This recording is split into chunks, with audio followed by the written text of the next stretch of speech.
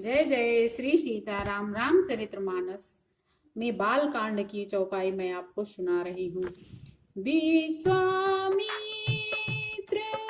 महामुनि ज्ञानी बसहि विपिन शुभ आश्रम जानी।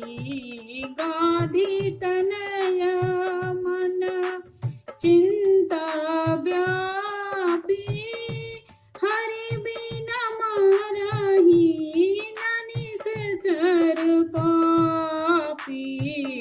तब मुनि बर मन किन्ह विचारा प्रभु अवतरहु हरण महि भारा। मुनि आगमन सुना जब राजा मिलन गयहु लेई विप्र समाजा।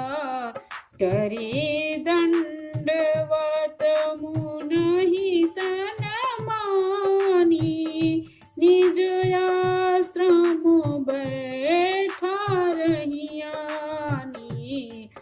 चरण पखार किन्ह यति पूजा मौसम आज धन्य नहीं दूजा।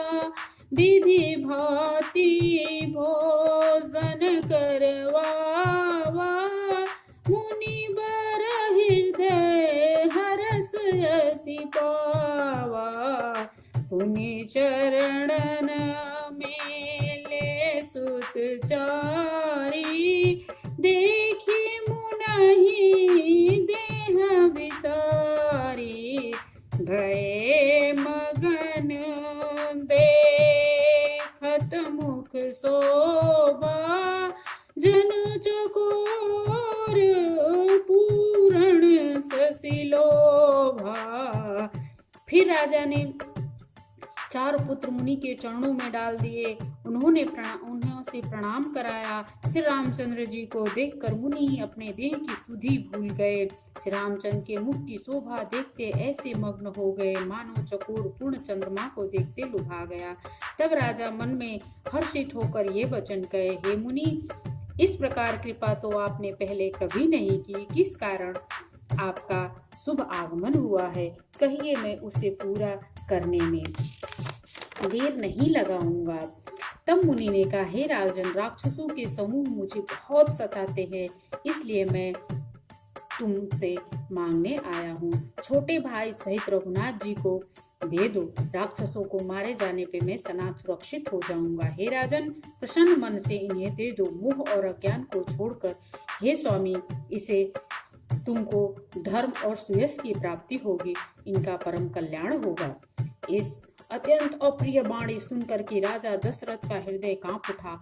उन्हें मुख की क्रांति फीकी पड़ गई। उन्होंने कहा, हे ब्राह्मण, मैंने चौथेपन में 4 पुत्र पाए हैं, आपने विचार कर बात नहीं कही।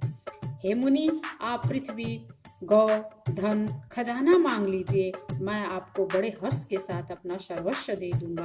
देह और प्राण से अधिक कुछ भी प्यारा नहीं होता है, मैं उसे भी पल भर में दे दूंगा। सभी पुत्र मुझे प्राणों के समान प्यारे हैं, उनमें से हे प्रभु राम तो किसी प्रकार से देते नहीं बनता। कहाँ अत्यंत डरावने क्रूर राक्षस और कहाँ परम किशोर अवस्था से बिल्कुल सुकुमार मेरे सुंदर पुत्र।